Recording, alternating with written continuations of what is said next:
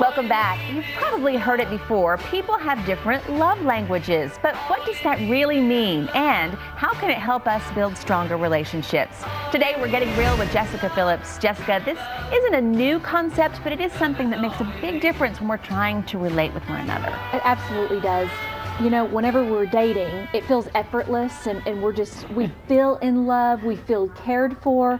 And then you often talk to women, men, 5 years in the marriage, 10 years in the marriage, and they go, we fell out of love. And it's heartbreaking, and the divorce rates are alarming and climbing, and we're going, what happened? And most people attribute the decline of their marriage and the demise of their marriage to we fell out of love. Yeah. And so how do we stay in love? That's the question, and it's February, and everybody's planning Valentine's. You better be planning Valentine's. That's the first step in staying in love. That's right. Plan Valentine's Day. That's right. Do something special.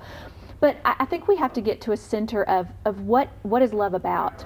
Well, Dr. Gary Chapman wrote a book called The 5 Love Languages several years ago, and it is a great book, but it talks about how we receive love and how we feel loved. And often what's happening is you may be giving Brad love in your own love language, and it's not the way that Brad receives love. Your husband may be going, oh, okay, that's nice that you cooked me a nice meal, but I needed you to spend time with me and sit down. I think you just hit our love languages. So do you know me? Us too, we're similar. But anytime that your spouse is feeling unloved, they have a love tank inside. We all have a love tank inside, and it's going to be at different levels from empty to full. And we want our spouse to feel like their love tank is full. Yeah. And so every time that we do something for them and we show love and express love, we are either making a deposit into their love tank. Sometimes we could be making a withdrawal. If they don't get enough of what they need. They don't get enough of what they need. But how do we know what they need? How do I know what I need? That's why this month we are going to focus on this book, The 5 Love Languages. So if you've never read it or you read it a long time ago, go grab a copy and refresh your memory, because we're going to talk each week about what those love languages are, so that we have to identify what language we speak. Yes. And what language our spouse speaks, so that we can properly express love in a way they're going to receive it.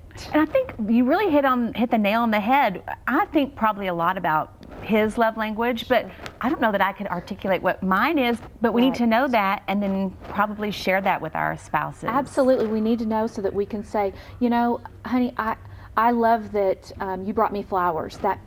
I appreciate that, but I would rather you do the dishes in the sink.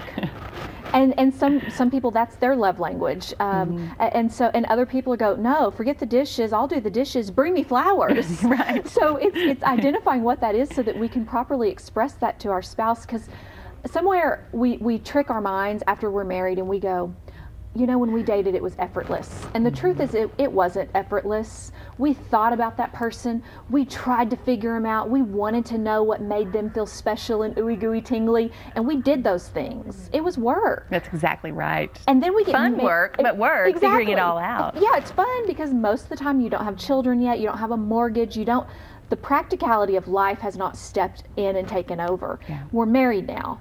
And now practicality sometimes trumps that romance. And I think whenever we really identify one another's love languages and we invest that and express that to each other, we get back to romance. And if you've fallen out of love, you can get back to love.